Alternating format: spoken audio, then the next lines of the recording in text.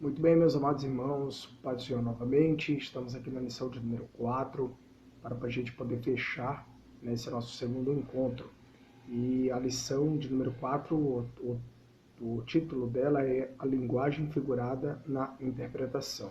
Se a gente estudou a literalidade na lição de número 3, agora na lição de número 4, a gente vai falar um pouco sobre a linguagem figurada. E nós temos aí então 4 textos que compõem a lição de número 4, parábolas, profecias, tipos e símbolos e poesias.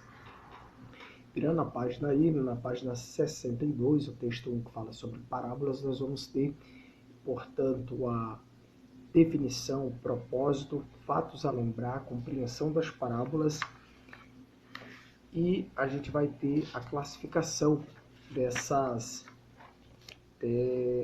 compreensão das parábolas. Uma coisa importante que a gente precisa entender, a gente precisa partir do princípio de que as parábolas elas são um método alegórico de interpretação.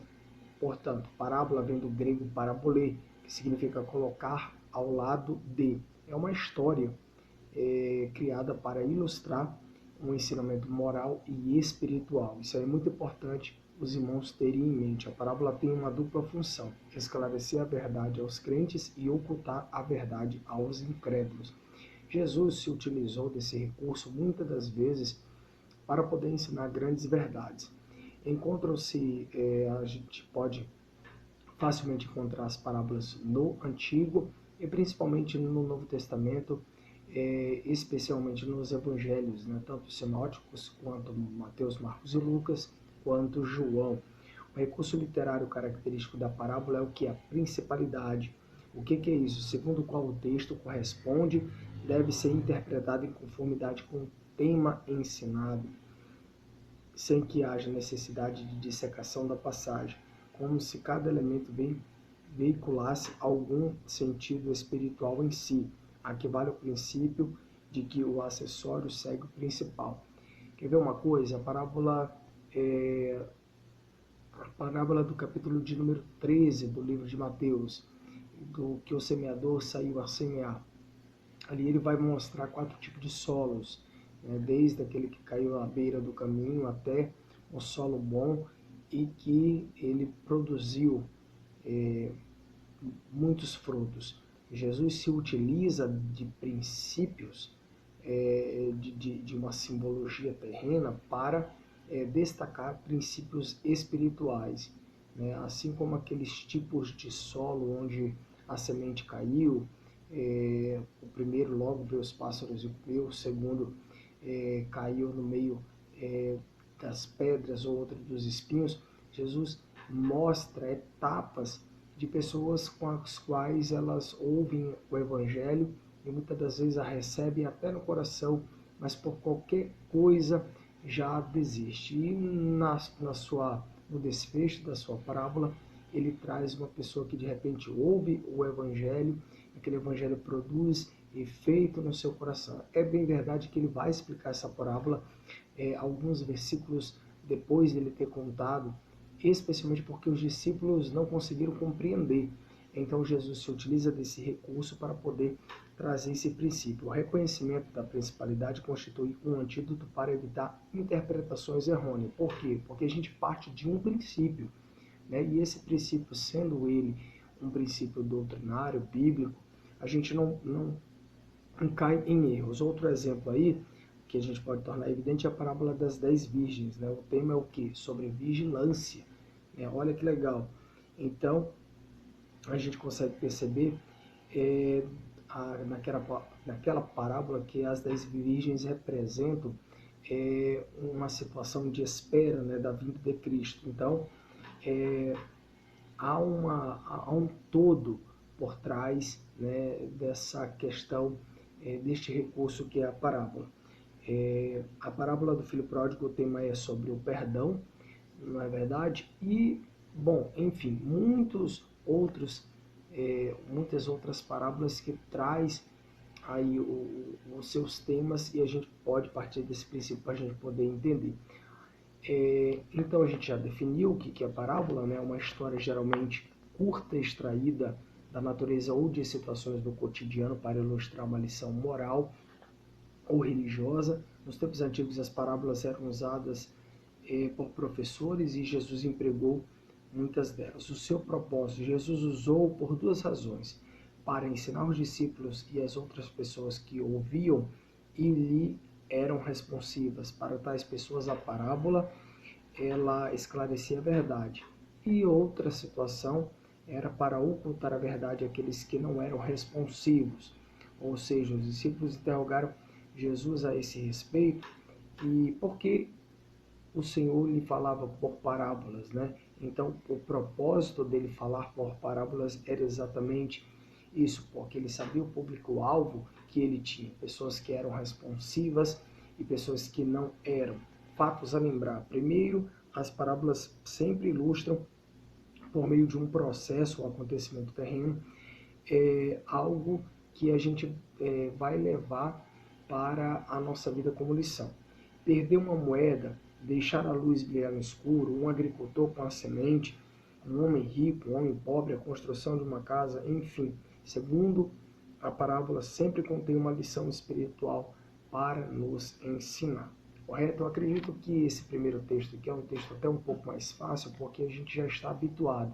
Para aqueles que dão aula na escola dominical, para aqueles que pregam, para aqueles que ensinam, que palestram, às vezes aí no encontro de jovens, né, de adolescentes, até mesmo, né, encontro de casais, enfim, em cada departamento a gente já está um pouco mais habituado, porque no Novo Testamento, como eu falei, a gente tem bastante parábolas. Como compreender essas parábolas, né? E o que compreender delas? Primeiro, as parábolas nos evangelhos, elas relacionam a Cristo e ao reino de Deus. Eu falei isso. Reino de Deus, reino dos céus, tudo é a mesma coisa. Tem um sentido muito próximo, é sinônimo, né? Essa questão. A primeira indagação é que devemos fazer ao estudá-la, como esta parábola se relaciona com Cristo. Parábola das 10 virgens, parábola do semeador, né? Então, enfim, como é que elas vão se relacionar com a pessoa de Jesus.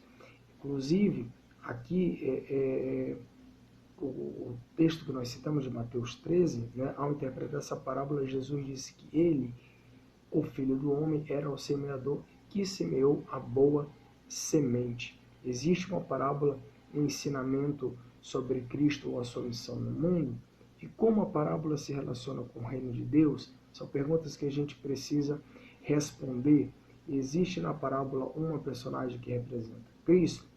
Então, para a gente poder compreender as parábolas, a gente precisa entender essa correlação entre Cristo e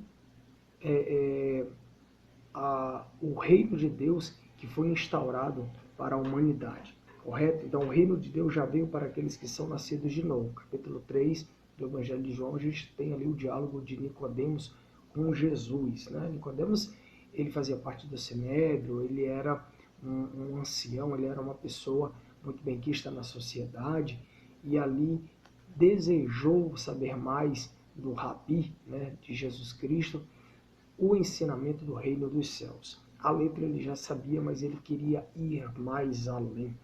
Segundo ponto aí, as parábolas devem ser consideradas à luz do local, do tempo e de onde vieram. O modo ideal de fazê-lo certamente é estudando livros de costumes e cultura bíblica. Aqui atrás, aqui de mim, tem um livro sobre a cultura do povo de Israel, né? As vestimentas, o que comiam, né? O tempo em que eles viveram. Isso é muito enriquecedor para o estudo, não só da teologia, mas para o estudante da Bíblia. Às vezes a pessoa não tem condições de fazer um curso, né? Às vezes, apesar que hoje, assim, está até um pouco mais fácil do que antigamente, né?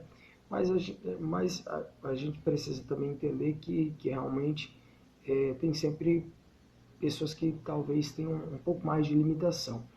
Mas pessoas que estudam a Bíblia, né, na sua casa, elas têm assim uma certa vantagem no que tange a você estar diante de revelações da palavra de Deus insondáveis. É claro que quando a gente estuda, a gente procura, a gente se aprofunda um pouco mais, como eu falei lá na lição, no vídeo da lição de número 3. Correto? Então, legal. Não é uma coisa assim absurda você querer aprender um pouco mais. Eu sempre costumo dizer que você não vai para uma mesa de cirurgia, né, uma cirurgia delicada, você não vai para a mão de um residente. Você quer o cirurgião, o chefe, você quer a pessoa mais responsável possível no hospital para fazer determinada cirurgia. Quando eu falo você, estou falando, obviamente, de uma maneira muito genérica. Nós, né? Nós, de maneira nenhuma, queremos fazer o desenho da nossa casa aí, colocar na mão de um principiante, de alguém que não conhece sobre arquitetura, sobre engenharia. Ninguém quer fazer isso, mas com a palavra de Deus, poucas pessoas querem estudar, poucas pessoas querem se aprofundar, poucas pessoas querem, né, queimar a pestana aí, lendo, estudando, orando, jejuando. Por quê? Porque demanda tempo. As pessoas acabam se tornando preguiçosas muitas das vezes e preferem gastar o seu tempo, né, com outros recursos do que com a palavra de Deus. Passando aí de página, aí nós temos o ponto 3, procurar a explicação que o próprio Senhor Jesus fez da parábola. Eu acho interessante também que algumas parábolas que Jesus contou, ele deu ali aos discípulos um fácil entendimento ou a interpretação daquilo que ele falava. Então, frequentemente havia essas explicações, né, seguinte aí a parábola que era dita. Nós temos aqui o exemplo que o autor coloca de Lucas 15:17, né, a respeito da ovelha perdida. Nós temos ali a questão da dracma, a questão do filho pródigo, enfim.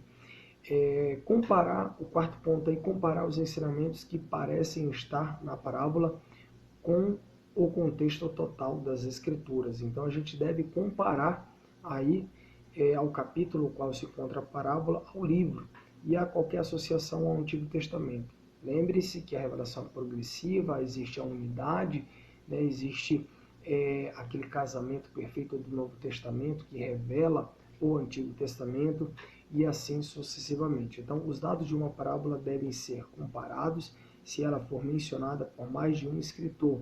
Às vezes encontramos mais detalhes no relato de um do que em outro, principalmente no cruzamento entre os sinóticos, né? Entre Mateus, Marcos e Lucas, que eu acho muito interessante que os evangelhos de Mateus, Lucas e João bebem na fonte de Marcos, porque Marcos é o primeiro evangelho a ser escrito. O primeiro livro do Novo Testamento que foi escrito foi a carta de Paulo aos Tessalonicenses, né?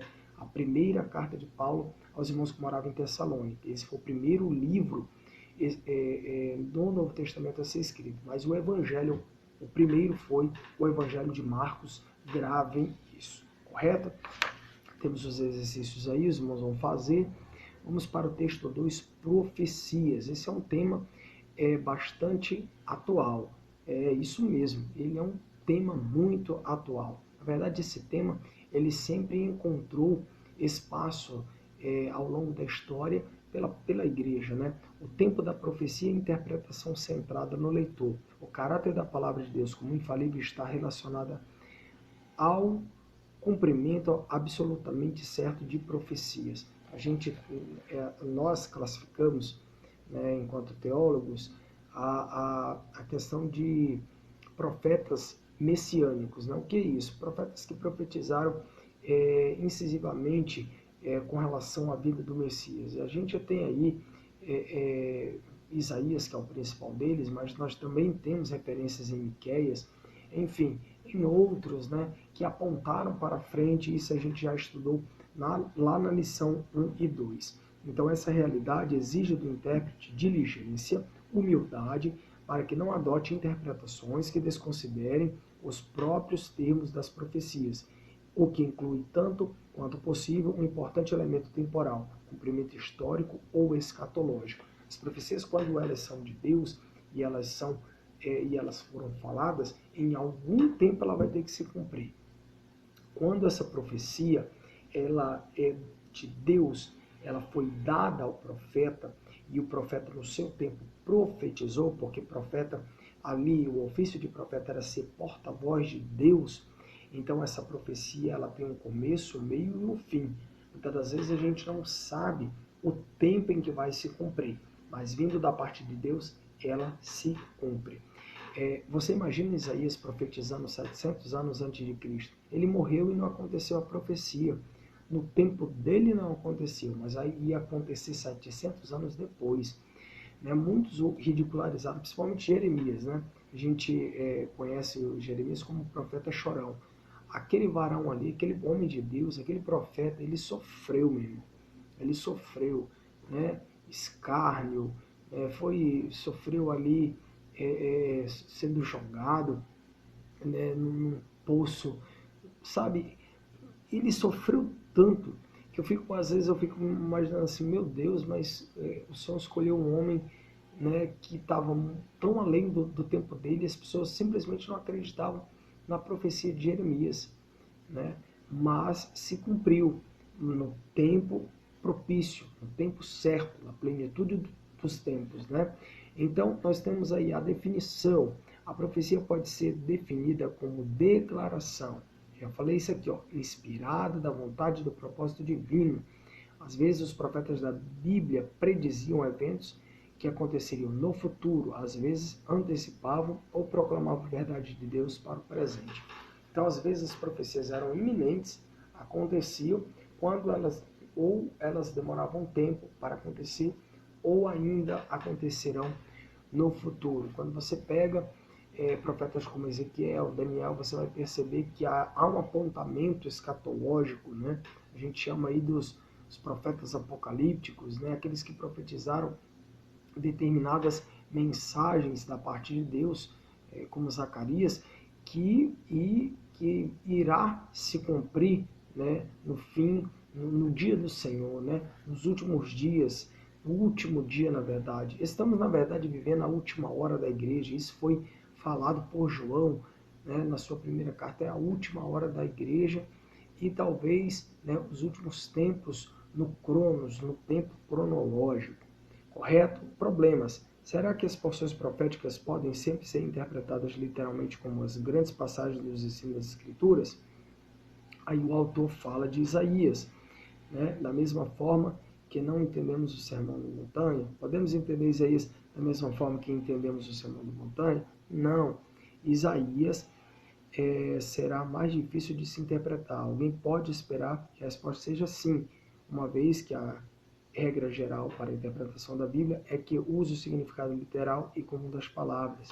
Mas não é bem assim. Entender, por exemplo, o Sermão da Montanha, Mateus 5, 6 e 7, nos é um pouco mais familiar, porque a linguagem ela é até outra, né?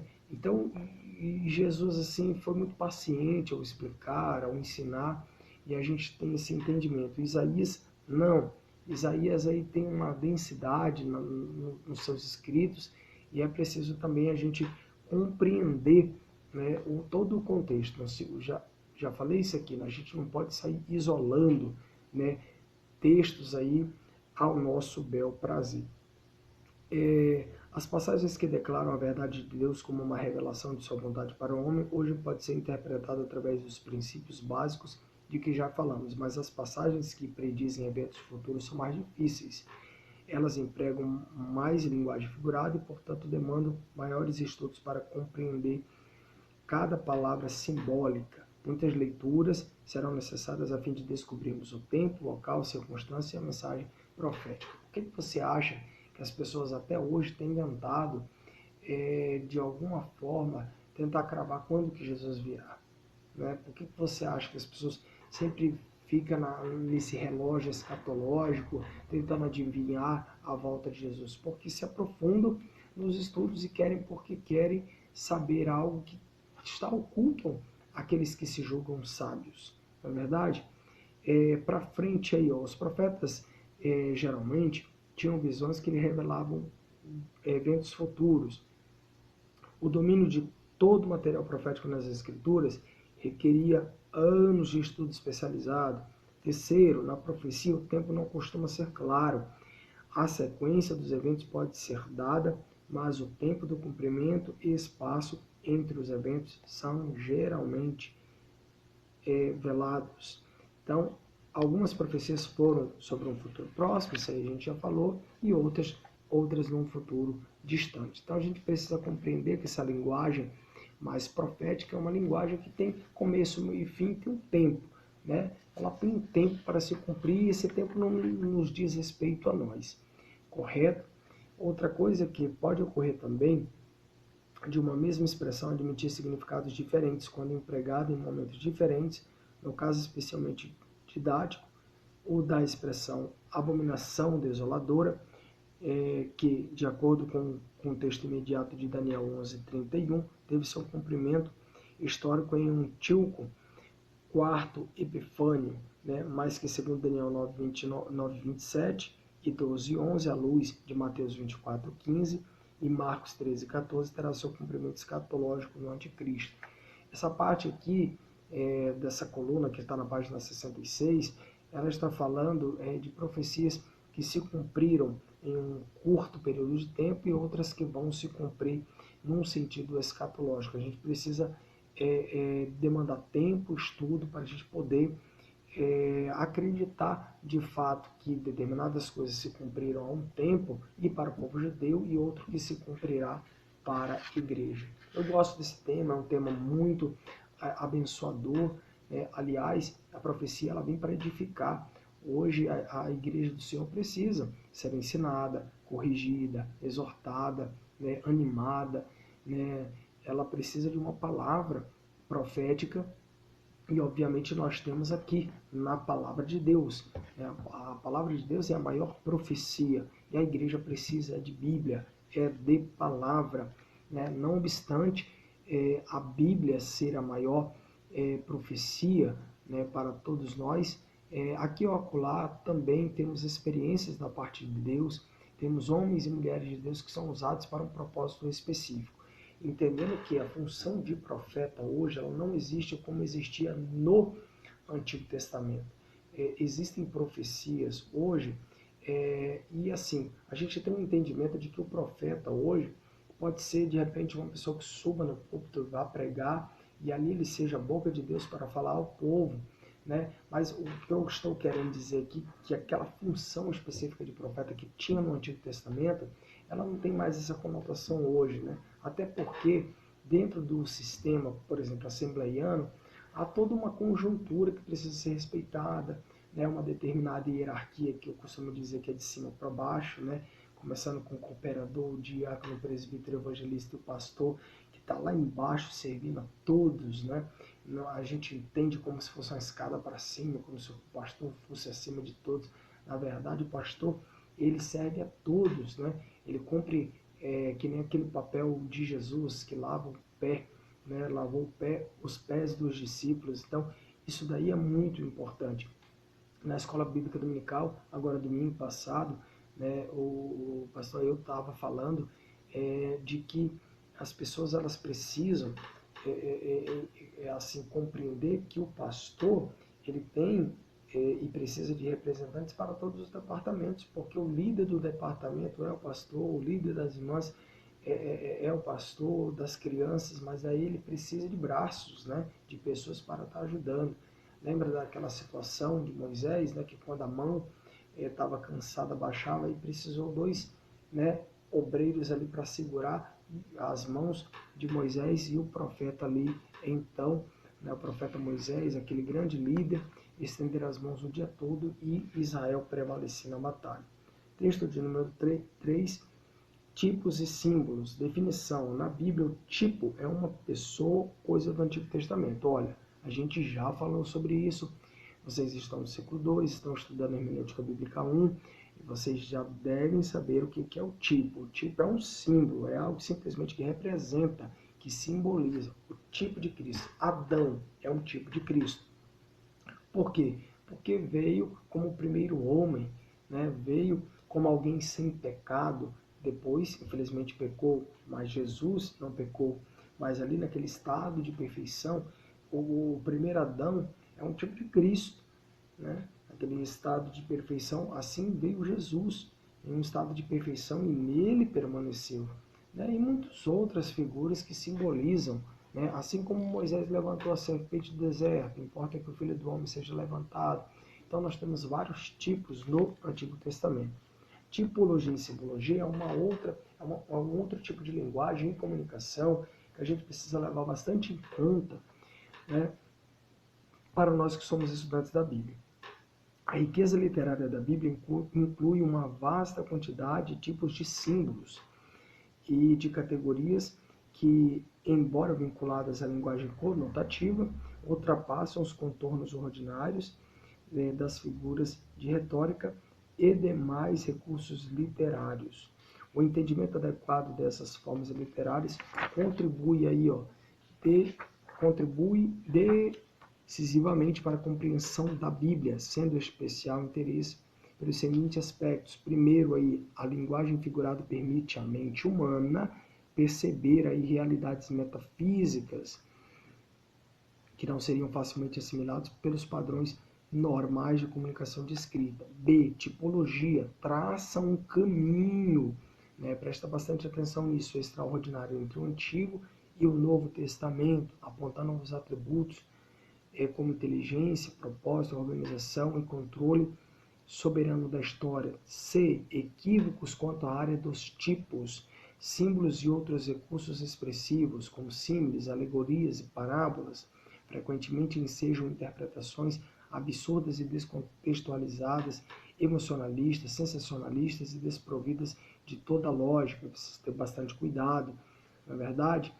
E, atentando aqui especificamente para tipos e símbolos, vale destacar a necessidade deles serem enxergados em suas respectivas balizas e em sintonia com o panorama bíblico.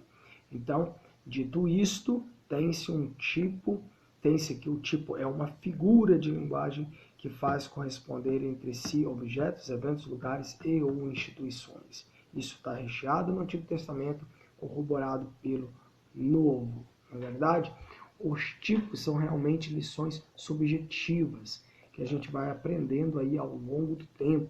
Elas as introduziam no Antigo Testamento como forma de profecias sobre coisas que se concretizariam aí no Novo Testamento. Quais são as características dos tipos? Há 3 traços característicos de um tipo bíblico. Letra A, ela deve assemelhar-se realmente àquilo que pronuncia. Por exemplo, o sacrifício de um animal prenunciava o derramamento de sangue do Senhor Jesus. Falei isso na lição de número 3, né? Hoje a gente não precisa mais sacrificar um carneiro, uma rolinha, nada disso. Por quê? Porque tudo isso era um tipo daquilo que veio a ser Jesus Cristo, o antítipo, aquilo que veio a ser a complementação, a concretude de tudo que Jesus fez na cruz do Calvário. Sem derramamento de sangue não há remissão. Só que a verdadeira obra expiatória está em Cristo. Por quê? Porque o tipo foi feito ali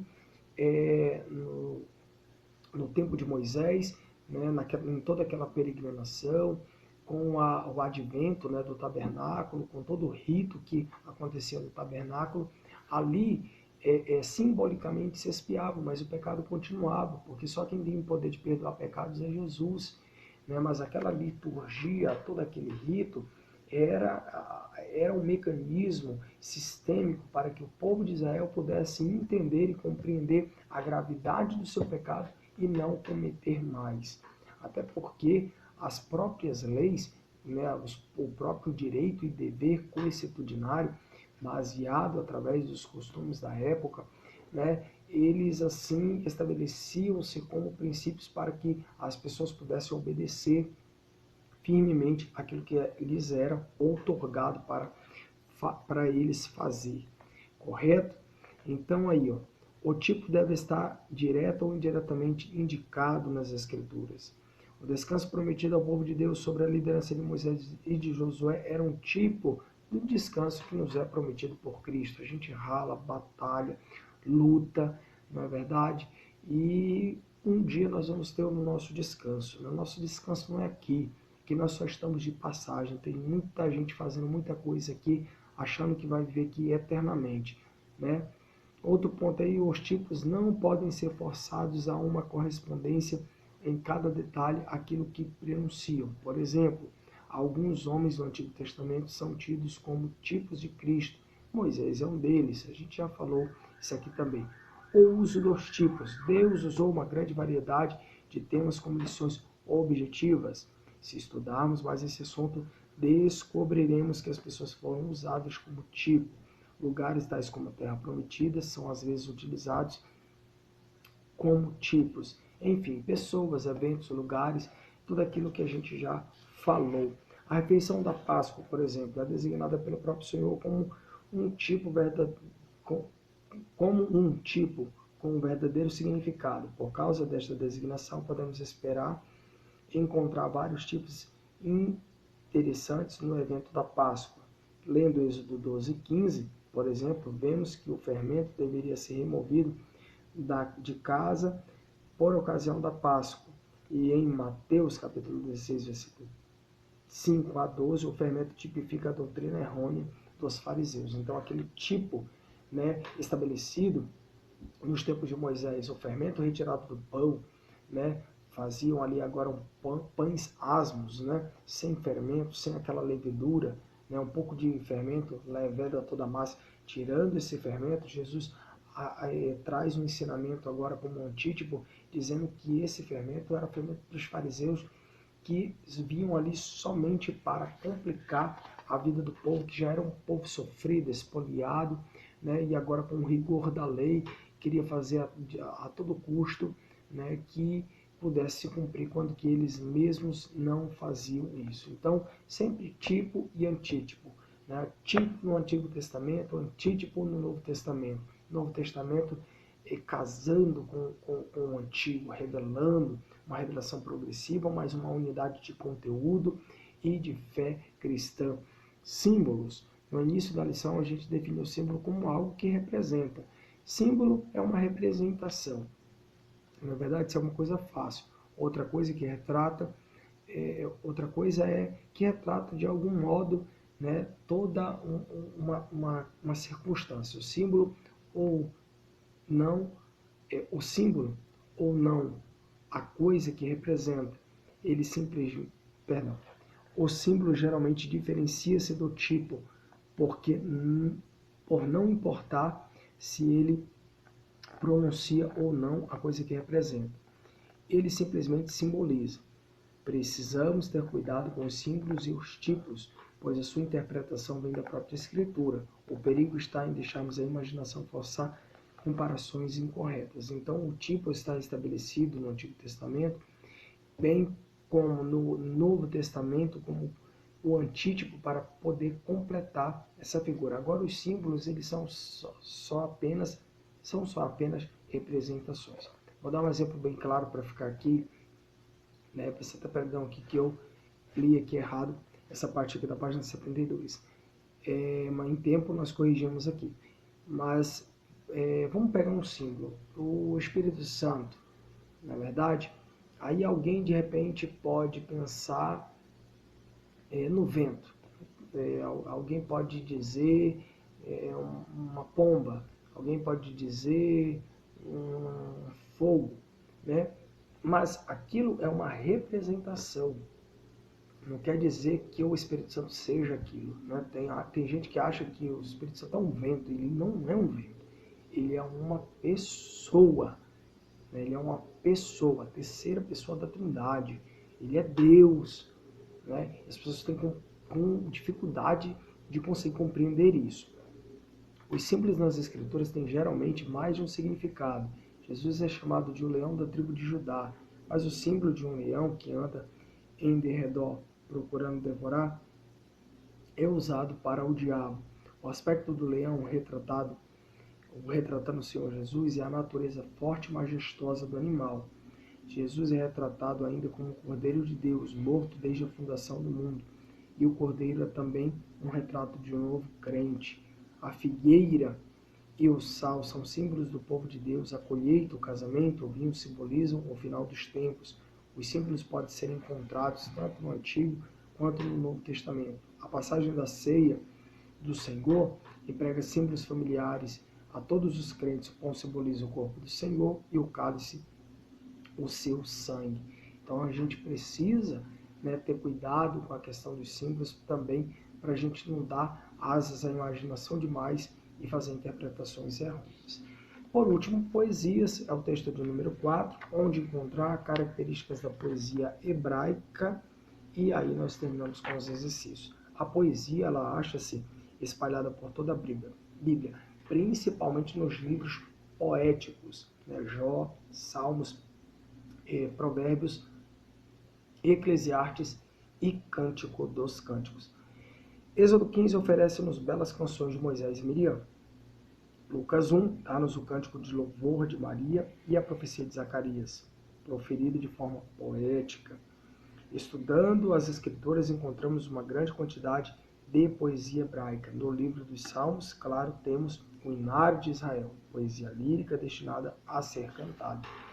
Nós entendemos o Salmo como um livro. Muitas das vezes as pessoas até falam, né? Abre a Bíblia aí no Salmo, no capítulo tal, versículo tal. Na verdade, os Salmos é o inário do povo de Israel, né? Os Salmos dos degraus, o Cântico dos Degraus, todos aqueles Salmos, a partir, salvo engano, do Salmo 120, eles eram cantados, né? Quando eles iam nas festas anuais em Israel. Características da poesia hebraica. A poesia hebraica não tem rima. Olha que interessante. O comprimento de seus versos não é importante. Comprimento, na verdade, né? Cumprimento. O comprimento dos seus versos não é importante. O poema hebraico é construído em torno de um padrão de pensamento. O escritor tem grande liberdade na estrutura de cada linha. É como alguém dizer assim hoje, já não se fazem mais músicas como antigamente, na verdade, porque alguém vai dizer que as músicas feitas antigamente eram músicas que tinham letra, né?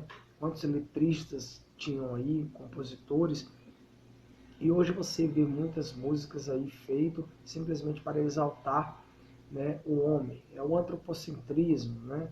É aquela coisa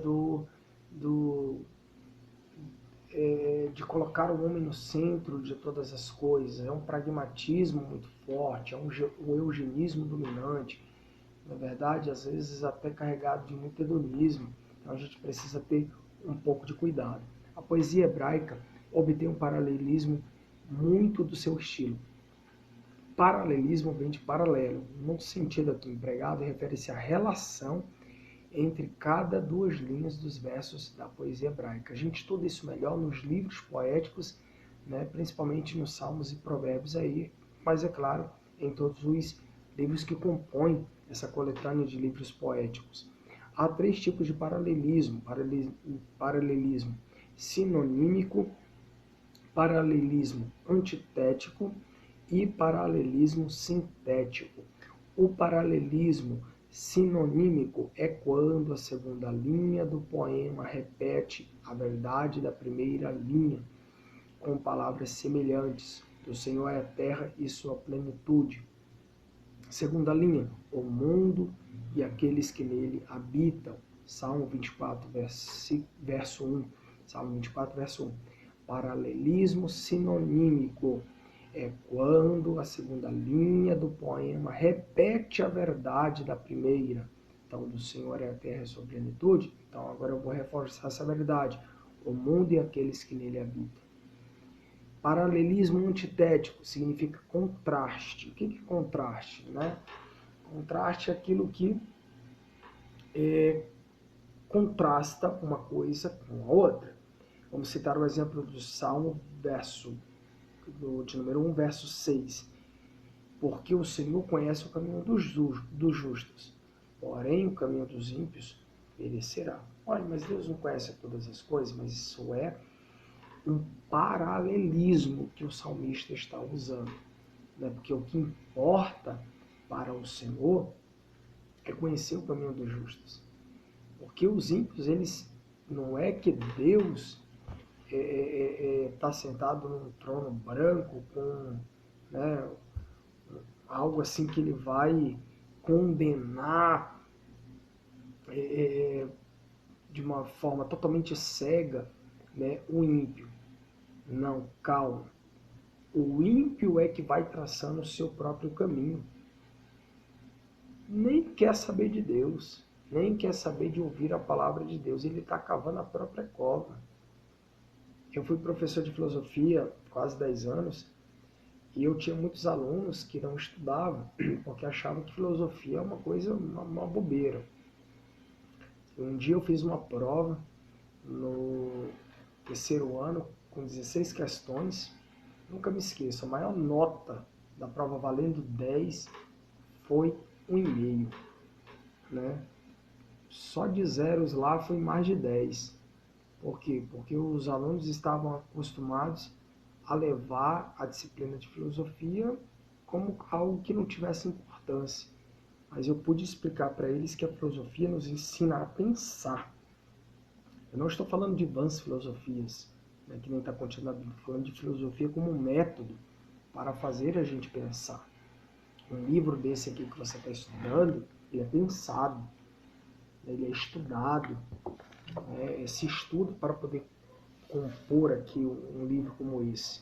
Não é de qualquer maneira, de qualquer jeito. Então, porque o Senhor conhece o caminho dos justos, porém o caminho dos ímpios perecerá. Ele vai cavando a própria cova, meu irmão. E aí, no final das contas, não tem parte com o Senhor, é bíblico. O camarada vai chegar naquele grande dia no trono branco, ah, Senhor, me dá mais uma chance, mas eu te dei lá na terra. Lembra lá do rico, da passagem do rico e do Lázaro? Senhor, o rico gritou lá, né? Abraão, pede pro Lázaro ir tocar a ponta do dedo na água e colocar na minha língua, porque aqui tá quente demais, o negócio tá queimando tudo, arrebentando com tudo. Aí, mas não tem jeito, os que estão aqui não podem passar para aí, os que estão aí não podem vir para cá. Senhor, deixa eu voltar lá para avisar os meus irmãos. Se não ouve os profetas, rapaz, que estão lá, vai ouvir fantasma? Nunca, né? Então ali, para aquele cidadão, meu irmão, já era. E aí as pessoas hipocritamente vão chegar naquele grande dia e vão dizer, ah, Senhor, eu fiz tal coisa. Aí o que Deus vai dizer? Não vai ter passado dele, irmão. Vai simplesmente dizer, eu não te conheço. A história dele vai ser anulada, apagada. E ele vai sofrer por toda uma eternidade. Então esse é o paralelismo de contraste. Aquilo que contrasta uma coisa com a outra. Quase um antônimo, né? Paralelismo sintético, ele constrói. Eu achei muito legal essa composição aqui no texto de número 4, que em poucas palavras o autor conseguiu resumir aquilo que de repente a gente estuda, literalmente, mas estou falando isso aqui, literalmente a gente estuda às vezes em um semestre, né? Na faculdade de teologia a gente fica lá, um livro poético, 2 bimestres estudando incansavelmente, mas aqui ele consegue resumir, né, em meia página, né, o que é um paralelismo, né? Então, paralelismo, que vem, né, o termo vem de paralelo, e que mostra aí, né, o sentido que é empregado na relação das duas linhas, principalmente aqui dos salmos, né, que são composições de hinos. O paralelismo sintético constrói. A segunda linha acrescenta algo à primeira. Isso pode ser visto no Salmo 19, verso 7. A lei do Senhor é perfeita, ela refrigera a alma. Nossa, perfeito. O que o autor aqui conseguiu resumir aqui não foi brincadeira. Na verdade, meus amados irmãos, foi um prazer estar com vocês, tá bom? Estou enviando esse vídeo agora. Deus em Cristo abençoe a vida de vocês. Semana que vem a gente vai para a lição de número 5 e 6. Estudem o livro, façam as atividades, tá bom? Qualquer dúvida, manda no meu privado, manda lá no grupo, tá bom? Deem um feedback aí da aula, se vocês estão conseguindo ler, se vocês estão conseguindo estudar, se vocês estão conseguindo assistir, tá bom? Se inscreva aí no nosso canal, deixa o like de vocês lá, tá bom? E a gente vai se ajudando, tá bom? Deus abençoe a cada um de vocês, um bom feriado e fiquem na paz do Senhor.